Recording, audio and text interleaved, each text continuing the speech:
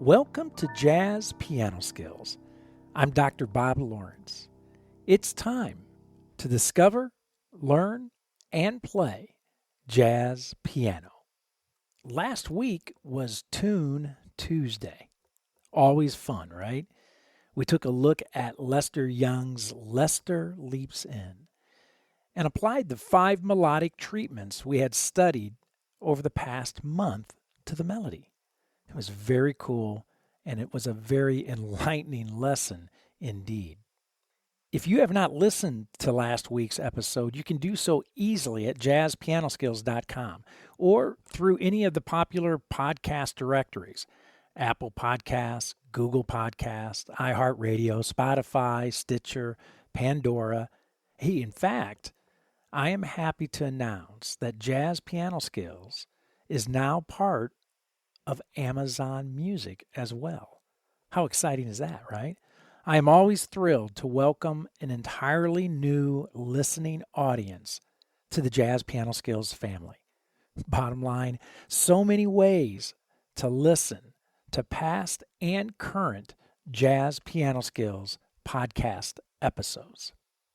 Okay, so as I was saying, last week was Tune Tuesday, which is an ongoing Jazz Piano Skills series, right? All you regular listeners know that, which basically means that I do a Tune Tuesday every 4 to 5 to 6 weeks. Well, today I am excited because I am officially launching another series that I will be presenting on a regular basis as well. The new series is called Technique Tuesday, right? So now we have Tune Tuesday, we have Technique Tuesday, right? Very cool. So yes, you heard it correctly, Technique Tuesday. So like Tune Tuesday, Technique Tuesday will occur every 4 to 5 to 6 weeks as well. Each Technique Tuesday will focus on one of 3 aspects of technique: melodic, harmonic, or rhythmic.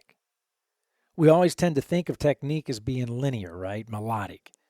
And that is simply not true. And unfortunately, by focusing only on melodic technique, we become one-dimensional. Our approach is one-dimensional to musicianship development, which simply is not good, especially if you are hoping to become an accomplished jazz pianist, which I am assuming is the case since you are listening to this podcast. Technique always involves harmony and rhythm as well.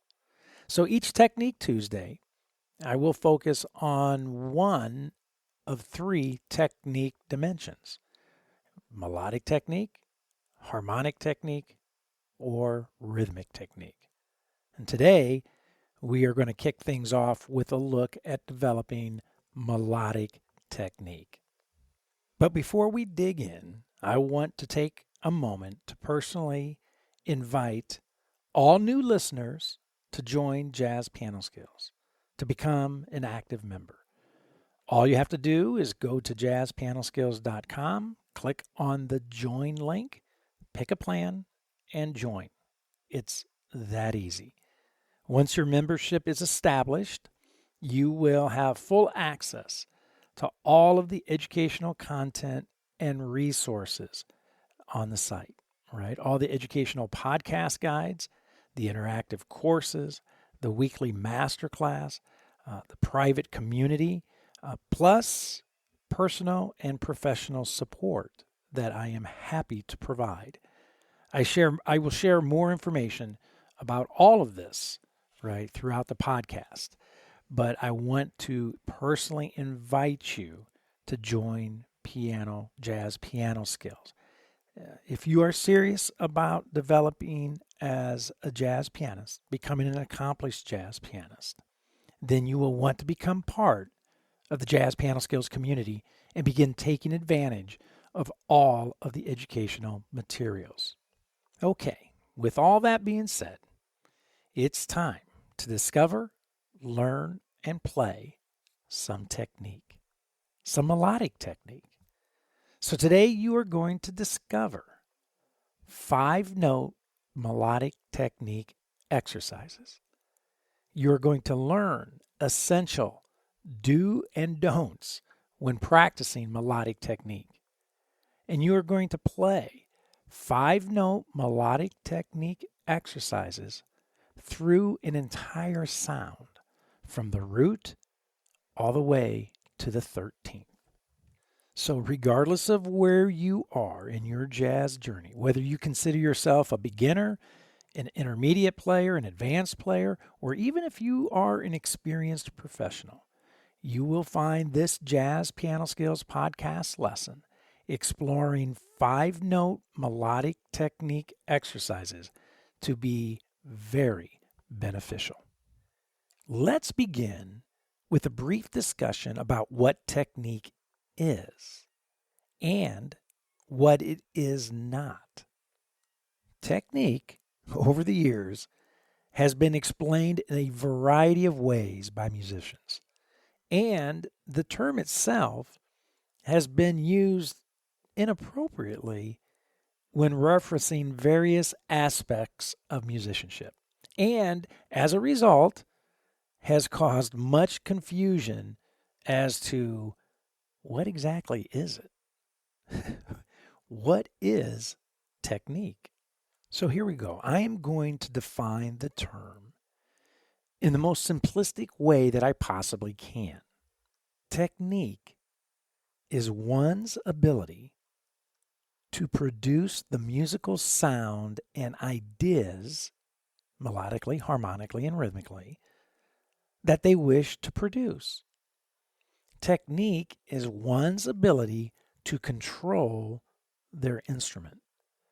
The better the technique, the better the control. The better the control, the better the music. Makes perfect sense, right? It all comes down to control. Controlling our instrument allows us to produce the music we desire. In fact, who among us, seriously, who among us cannot relate to the feeling of the instrument controlling us, right? Especially at the beginning of our musical journey when we are starting to learn how to play an instrument. Who among us hasn't felt the frustration of our hands simply not being able to produce what we are hearing in our head? All of us have experienced these moments. All of us have felt these feelings. And all of us has had to deal with this frustration. It's all part of learning how to play an instrument at a high level. But here is a brutal fact, a realization that we all must come to terms with. You ready? We never gain a complete mastery, a complete control of the instrument. It never happens. In fact, I know of not one musician who would be bold enough, and quite honestly, foolish enough, to make such a claim. Wow, can you imagine someone actually saying, I have mastered the instrument?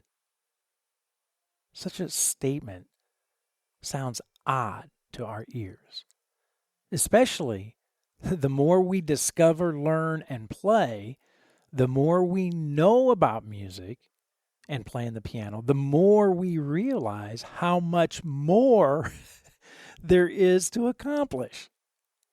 And you know what? Thank goodness it's this way. Thank goodness there is not a finish line to cross when pursuing musical excellence. This is precisely what makes this journey, this endeavor, so incredibly intriguing. The thrill of taking and accomplishing the next step. What skill lies around the next corner? What challenges am I about to face? What challenges am I about to conquer?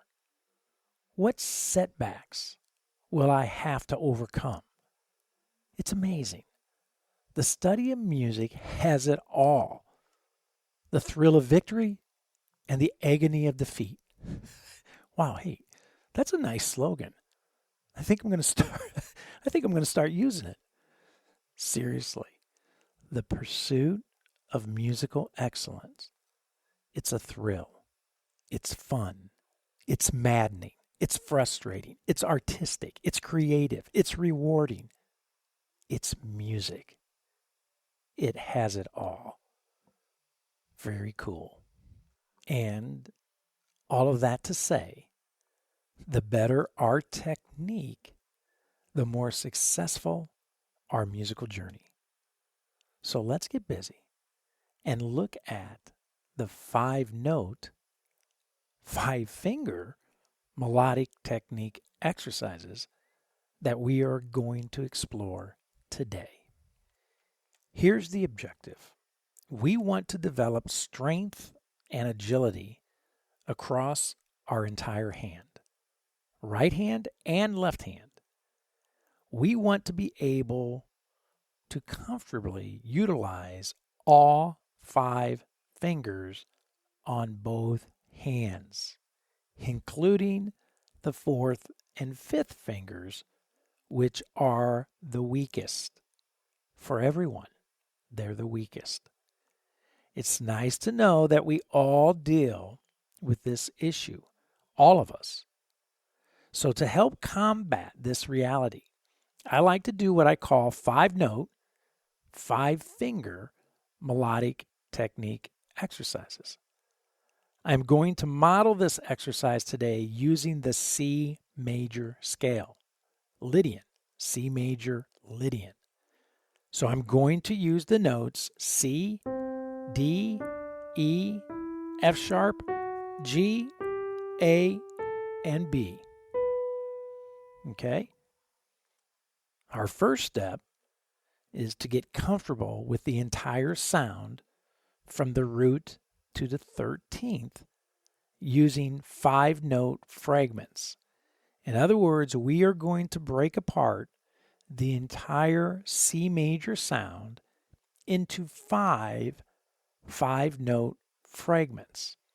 We're going to play the sound from the root to the 5th, from the 3rd to the 7th, from the 5th to the 9th, from the 7th to the sharp 11th, and from the 9th to the 13th. So we are dealing with a lot of 5s here today, right? We have 5-note, 5-finger exercises that we end up producing 5 fragments to explore the entire sound from the root to the 13th. So let me bring the ensemble in and demonstrate for you how to approach getting familiar with the 5-note fragments of C major using all 5 fingers. Now, for the sake of time, I'm going to play each fragment once. One time in the right hand, one time in the left hand, and then one time with both hands together. Now, keep in mind, I'm going to be using all 5 fingers in both hands. I am not going to manipulate my fingering to conveniently avoid my 4th and 5th fingers. That would defeat the entire point of the exercise, right? Also, pay careful attention as I move through the sound. I want you to put your ears to work and listen for various entry and destination points, right? The root to the 5th, the 3rd to the 7th, etc. As always, we want our ears engaged when practicing. And this is another reason why doing any scale work that we never, ever play the scales from the root to the root. like 99% of all music students. Stop. Don't do that. We never want our entry and destination points to be the same. When doing so, our ears literally check out. They turn off because there is actually nothing for them to listen for. The beginning and the end are the same, right? The same. So we always make our entry and destination points different so that our ears can become actively engaged, right? If we don't, the ears will become really bored. Okay, so here we go. 5 finger melodic technique exercises, right? C major Lydian through the entire sound from the root to the 13th. Okay? Let's bring the ensemble in. Let's check it out. Then we'll talk about it. So here we go.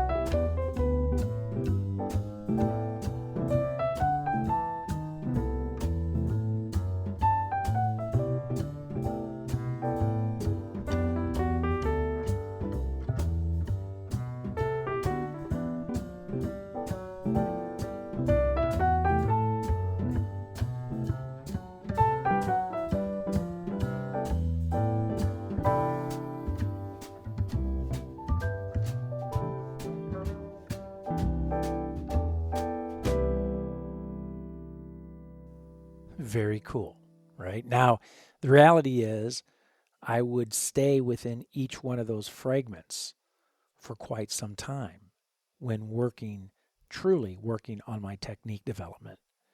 So again, just for the sake of time, I played each fragment just one time, hands separately and then hands together. Did you hear the fragments move through the sound, right? Our ears were engaged from the root to the fifth. Then we heard from the third to the seventh, from the fifth to the ninth, and so on.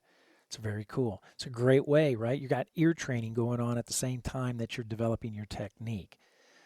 Also, I was playing a tempo of 130, right? Which again, I was doing that just for the sake of time. I would actually suggest that you begin playing this exercise and the ones that I'm about to play at much slower tempos when starting out. And the reason for this is because there are 6 very specific aspects of technique that I want you to focus on. You know what? I should have chopped one of those off. So there were only 5. So we have another 5, right? But, oh well, okay, whatever. So there are 6. And the first aspect of technique that I want you to be focusing on when you're doing these exercises is having relaxed hands. I want you to be consciously aware of relaxing your hands. Be aware of your hand posture, right? The curvature of your hands. The key placement. Where are your hands placed on the keys? Too far back? Too far front? Up front, right? What about your wrist movement? Are your hands staying parallel, right, to the keyboard? Um, in other words, what I'm trying to say is you do not want your wrist moving like you're opening a jar, right? Get that imagery in your mind, right? Like turning a jar. The wrist never moves like that while playing the piano. So relaxing your hands, making sure of your posture, everything being relaxed, huge part, right? Technique begins there, right there.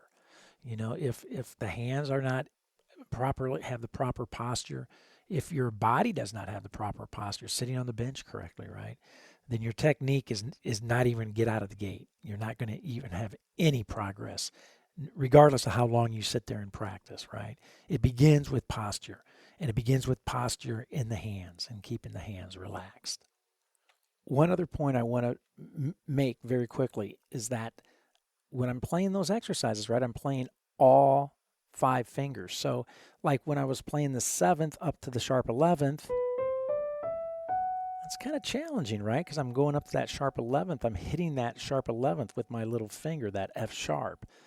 So the tendency is to want to manipulate the fingering to avoid that. And again, that's not the point of the exercise. We're going to play all 5 fingers on each of those 5 notes. Just want to make that point again. So there's a lot going on here today, and there's a lot more that's about to go on when we go to these other exercises that I'm going to demonstrate today. So I just want to, as a reminder to all you Jazz Piano Skills members, if you need help, right, especially today's lesson and today's episode with fingerings and so forth, especially as we move to other major chords. If you ever need help, I'm always, as you know, I'm one click away. You can send me a quick voice message using the SpeakPipe widget that is nestled directly beneath each podcast player on the Jazz Piano Skills website. Just send me a voice message with your questions, and I will send you one back with my answers. Very cool technology. Please take advantage of it. That's why it's there. That's why I provide that service. If you are listening on iHeartRadio, Spotify, Apple, Pandora, or Amazon, right, or any of the popular podcast directories, you can use the link speakpipe.com/JazzPianoSkills to send me a quick message. And that link again is speakpipe.com/JazzPianoSkills. If you are a scaredy cat and are afraid to send me a voice message, then you can post your question in the private Jazz Piano Skills forum or the private Jazz Piano Skills Facebook group and let the Jazz Piano Skills community help you. Or you can attend the Thursday evening Jazz Piano Skills Masterclass at 8 p.m. and get all of your questions answered face-to-face by me. So I provide you with a ton of ways to get help. So definitely take advantage of the opportunities. And as you know, my entire goal is to provide you with the very best jazz piano lessons, the very best jazz piano educational materials, and the very best jazz piano support that's available anywhere today.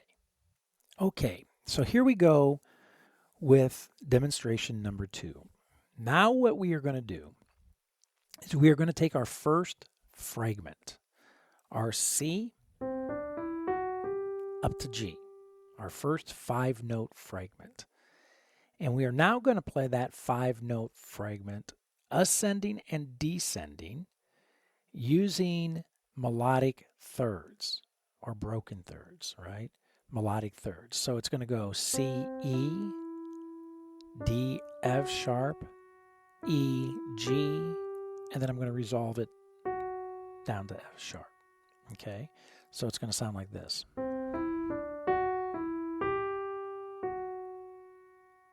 So I'm using, fingering wise, I'm using 1, 3. This is the right hand, by the way.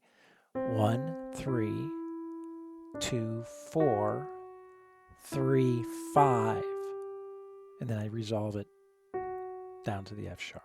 Okay, so it's this. So I guess technically it's 6 notes, right? But I'm not counting the resolution note going, but the resolution note is important because it's using the 4th finger there, right?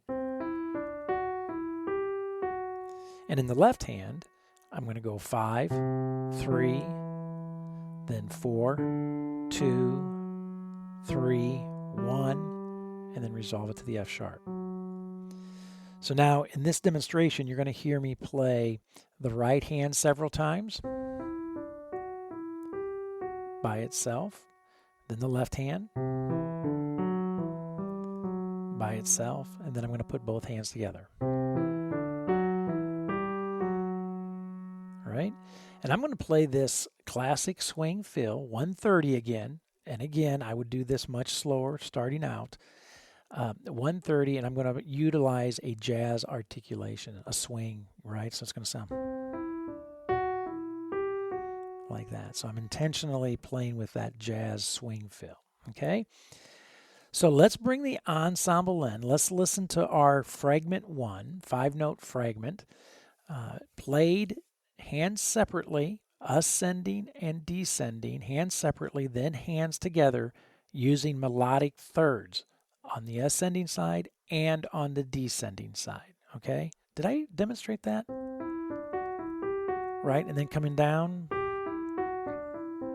There. I think I forgot that, right? But that's how I'm going to demonstrate that, right? Going up, and then I'm going to come down, and the same thing in the left hand.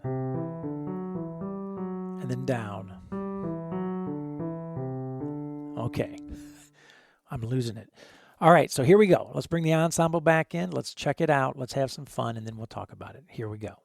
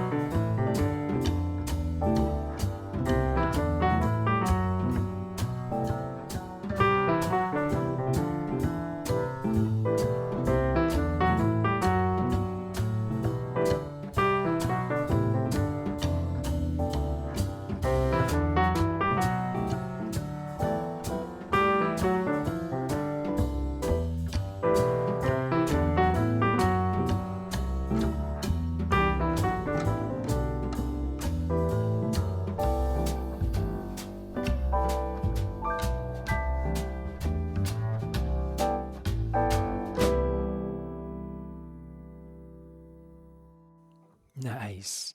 Right? Challenging, right? It's not as easy as one thinks. And it's interesting. I isolate that left hand by itself because I think it's much harder to play the left hand when the right hand is not playing. In other words, I think playing both hands together is much easier than just playing the left hand by itself because it exposes that left hand and the weakness in that left hand. So that's why I like to do right hand practice. Then I like to do left hand practice, and then I'll put the hands together, okay? So it's not easy. You're going to find doing these exercises and forcing yourself to utilize all 5 fingers across the hand in both the right hand and the left hand. It's going to be challenging. And one of the reasons it's going to be challenging is the next aspect of technique that I want to talk about, balance, right? When playing the hands together, especially be aware of the balance, the sound between each hand. And try playing I like to try to play the right hand slightly louder than the left hand. And then I like to try to do it vice versa, play the left hand slightly louder than the right hand. Very challenging. Also, balance between the notes, ascending and descending. You know what? I have to work on this all the time because I can get kind of a lopsided sound where I'm accenting notes, right? It's out of whack, right? It's okay to have a little emphasis, a little accent, but you don't, when I say out of whack, when it's obvious, right? It's that we want to avoid. So balance is a huge part of what? Control, right? The better your control, the better your balance. It's all part of technique development. So far, regarding melodic technique, we've talked about relaxed hands, and now we've brought balance into the mix, okay? Relaxed hands and balance. So now let's move on to our next demo, right? Next demonstration, demo number 3. Now we're going to move our fragment. We just completed the root to the 5th. Now we're going to focus on practicing from the 3rd to the 7th. And we're going to do the exact same process, right? We're going to utilize ascending and descending thirds in the right hand and in the left hand. So we start on our 3rd, our E with our thumb. So I'm going E, G, F sharp, A, G, B, and then resolve it to A. So I'm using all 5 fingers, 1 and 3, 2 and 4, 3, 5, and then resolve it to 4. And then the left hand, I start with my little finger on E, the G, 4th finger on F sharp, ouch, right? Index finger on A, G, and then B. So 5, 3, 4, 2, 3, 1, 2. Together. Wow, this is a workout. So let's bring the ensemble in. Let's take a listen to it. Again, I'm going to play several examples in the right hand. Then I'll shift to several examples in the left hand. Then I'll bring the hands together. So here we go. Let's check it out, then we'll talk about it.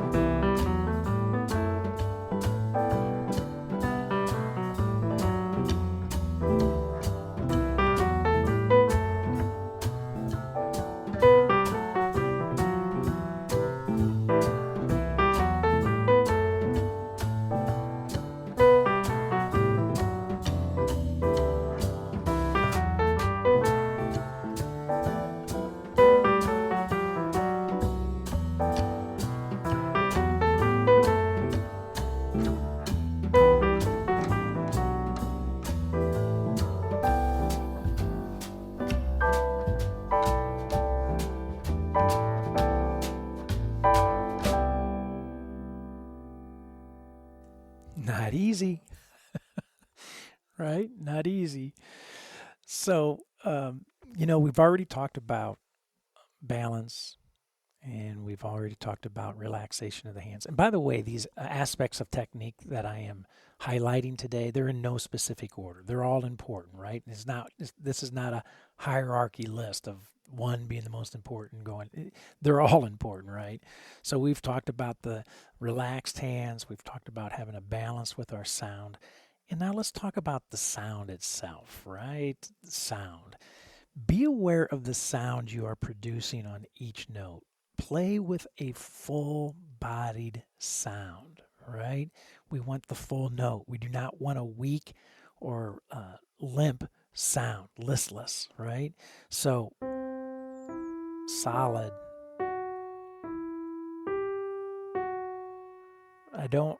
I just don't like when a pianist produces like a weak sound, like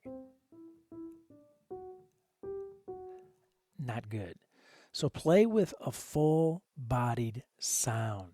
Be aware of the sound that you are actually producing when you're working on your technique development. So now we have 3 dimensions of technique melodic development that we're working on, right? 3 dimensions. We have relaxed hands that we want to be consciously aware of. We want to be consciously aware of the balance between our hands. We want to be consciously aware of the sound that we are producing on each note. Is it a full-bodied sound, right? So much to it, right? It's a lot more to technique than just playing the right note versus the wrong note. So much more to playing the piano, okay? So, one other point that I want to make regarding sound. When I talk about a full-bodied sound, I'm not talking about playing louder. This is not louder or softer. You know, I had the enormous blessing of working with a phenomenal classical pianist, Dr. Nina Lelchuk, when I was at the University of North Texas. And she would talk about feeling the bottom of the piano when you played, right? Feeling the bottom. In other words, you should almost feel as if you feel the hammer pressing against the string. You're pushing that hammer through the string inside the piano, right? Feeling the bottom. So don't confuse sound with loudness and softness. That's not what I'm talking about. Okay, so now let's move on to the next demonstration. Now we're going to move to our fragment, our next fragment, 5-note fragment, which starts on the 5th of the sound. So I'm going to start on G, and I'm going to go G, B, A, C, B, D, C, using all 5 fingers.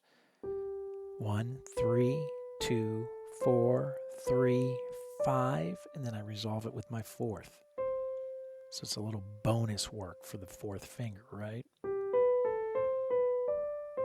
And then the left hand. And then I'll put both hands together. Nice. Okay, so let's bring the ensemble in. Again, I'm playing classic swing fill 130. Again, play it slower, practice slower. And I'm going to ascend and descend right hand several times, ascend, descend left hand several times, and then put both hands together. Okay? So let's bring the ensemble in, let's check it out, and then we'll talk about it. Here we go.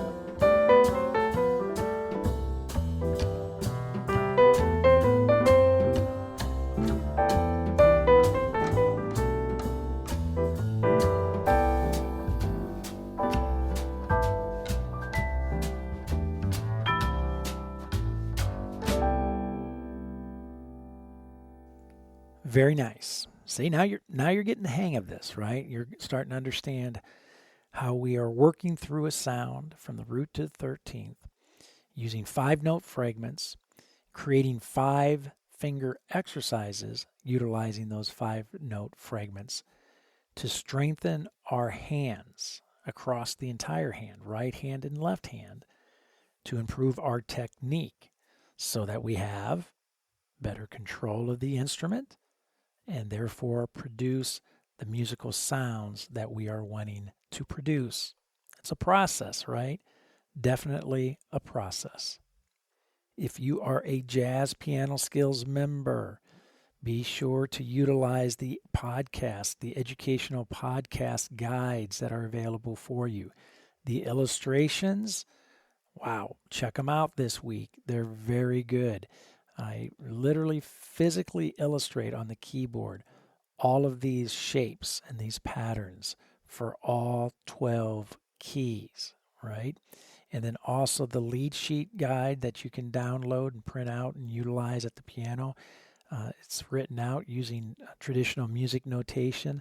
All the fingerings are in there for the right hand, for the left hand, for all 12 keys. A must-have. And then also the play-along tracks. Utilize those as well. So very important. So Jazz Piano Skills members, those educational resources are there for you to take advantage of, for you to utilize. They will maximize your musical growth, I guarantee it. Use them. Okay, so with regards to technique, we've already talked about the relaxation of the hands. We've talked about balance. We've talked about sound. I now want to talk about articulation, right? Be sure that when you are practicing, doing these exercises, that you are aware of articulation. In other words, be careful not to roll your hand when ascending or descending through the pattern, kind of creating a blurring of sound, right? Let me see if I can imitate that. Like that, see? It's kind of trying to cheat my way through the pattern. And so some of the notes get lost, right? We want to hear each note. Each note articulated, clearly and cleanly articulated. So be consciously aware of that when you're playing. Do not allow yourself to cheat through the sound, to roll through the sound, right? So far, again, we've talked about with regards to technique development, relaxation of the hands, your balance between the hands, the balance of sound, sound itself, and now articulation. Whew, man, so much to think of, right? Hard work, right? So, you know what? Becoming an accomplished pianist takes a lot of thought and a lot of energy, a lot of dedication, no doubt about it. Okay, on to our next demonstration, on to our next 5-note fragment. So now, right, we are going to play from the 7th. Our entry point is going to be our 7th. Our destination point is going to be our sharp 11. So we're going to start on the note B with our thumb in the right hand, to D, C, E, D, and F sharp with our little finger. Oh, it's so tempting to change the fingering, right? But don't do it. We have to use all 5 fingers. And then coming down. Nice. And in the left hand, we start with our little finger. Thumb up on that F sharp, right? Kind of clunky, a little awkward. We want to change it, but don't. We want to develop the finger, the hand across the entire, all the fingers across the entire hand, right? And then both hands together.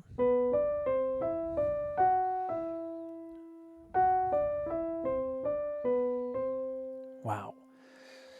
This one's a challenge, right? I think out of all the fragments, this one may be the most challenging. So let's bring the ensemble in And let's check this out. Let's listen to this fragment from the 7th to the sharp 11. I'm going to play the right hand several times again, ascending, descending. Left hand several times, ascending, descending, and then the hands together. So here we go. Let's check it out, and then we'll talk about it.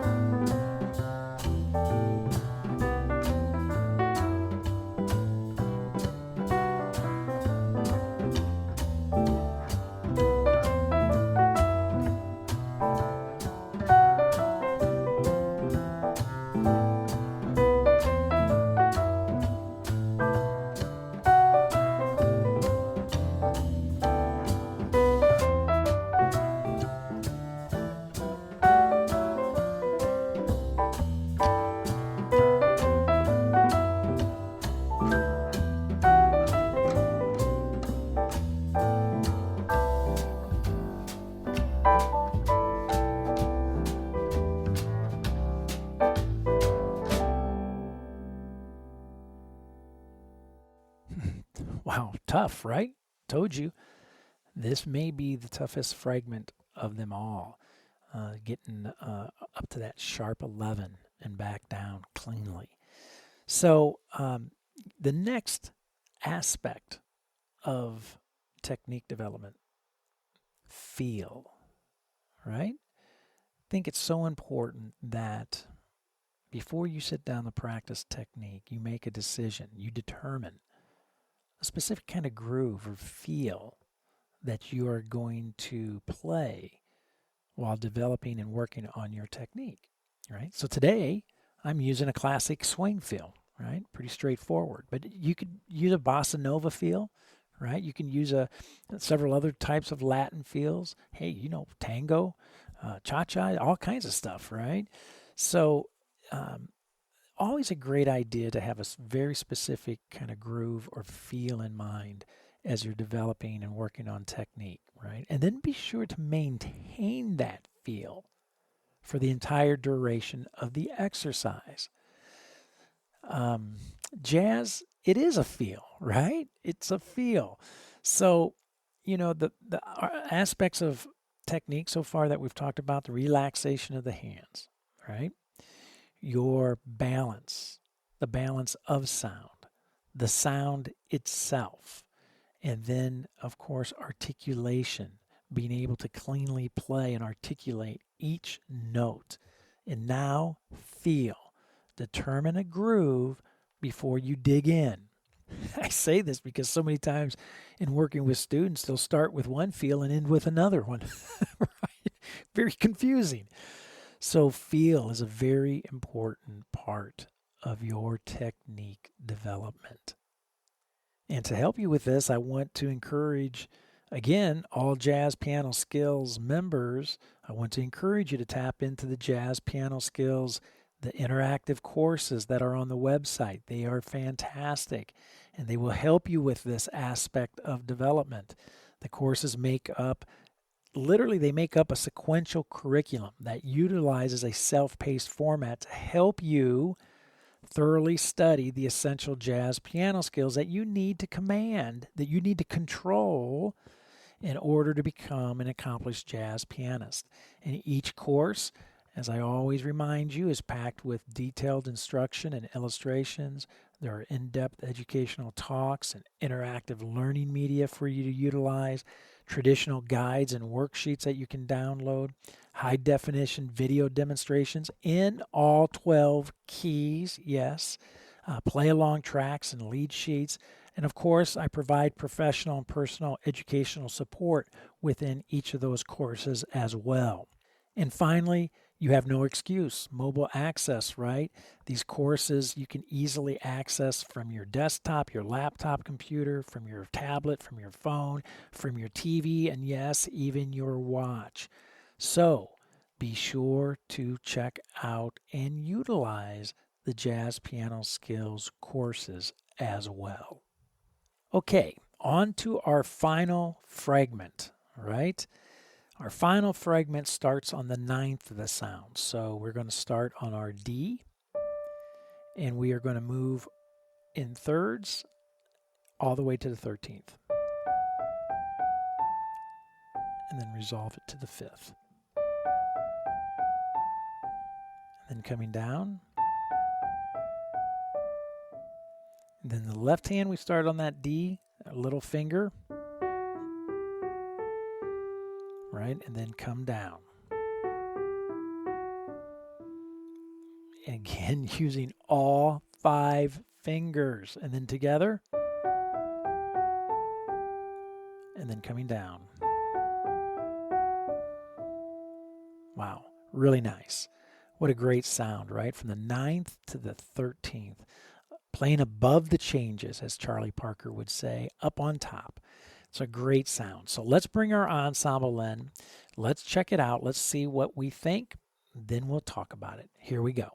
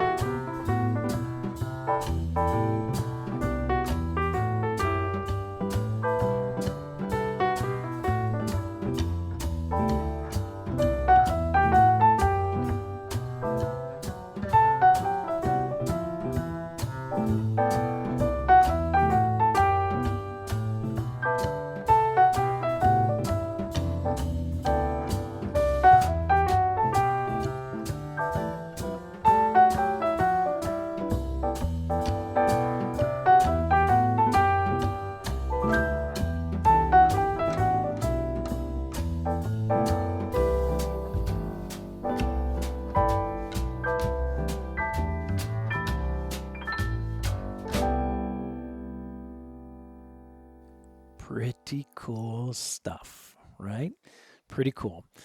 All right, so the last facet of technique development that I want to mention, the concept of time. You knew it was coming, right?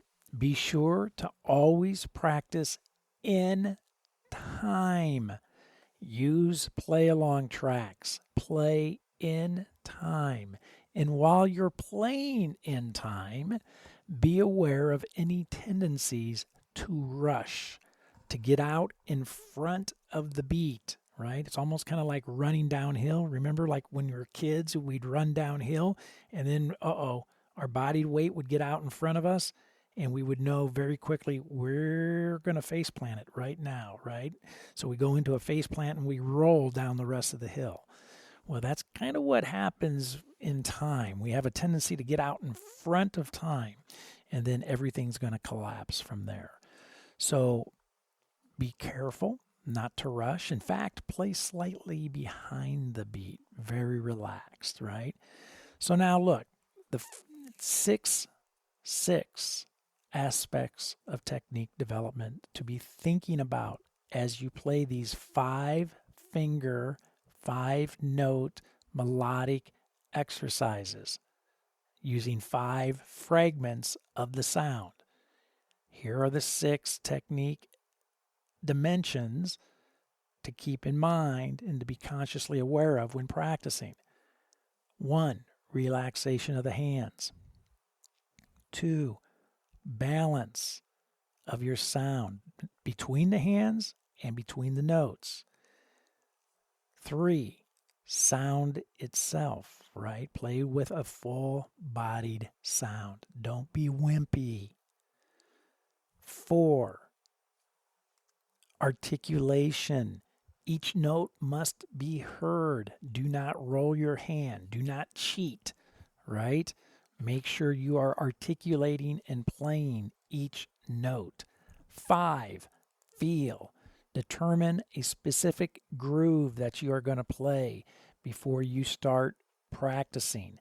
Are you playing in a swing groove? Are you going to use a bossa nova feel? What is the feel that you are going to utilize when practicing today, your technique today, right? Then be aware of time. That's number 6, time. Practice in time always. Do not rush. Do not get out in front of the beat. Relax, right? Relax. So a lot to think about, a lot to focus on when you devote time to technique development, to melodic technique development. Well, I hope you have found this Jazz Piano Skills podcast lesson. Technique Tuesday, the very first Technique Tuesday, exploring melodic technique. I hope you have found it to be insightful and, of course, beneficial. Don't forget, if you are a Jazz Piano Skills member, I will see you online Thursday evening at the Jazz Piano Skills Masterclass, 8 p.m. Central Time, to discuss this podcast episode lesson, exploring melodic technique in greater detail, and to answer any question that you may have about technique and about the study of jazz in general. Also, as a Jazz Piano Skills member, be sure to use the educational podcast guides for this podcast lesson and the Jazz Piano Skills courses, the interactive courses, to maximize your musical growth. Likewise, make sure you are an active participant of the Jazz Piano Skills forums and private Facebook group. Get involved. Make some new jazz piano friends. As always, you can reach me by phone, 972-380-8050, extension 211, by email, Dr. Lawrence, drlawrence, @jazzpianoskills.com, or by SpeakPipe, found on the Jazz Piano Skills website, in the educational podcast guides, and the Jazz Piano Skills courses. That's it. That's it for now. Until next week, enjoy the journey, and most of all, have fun as you discover, learn, and play jazz piano.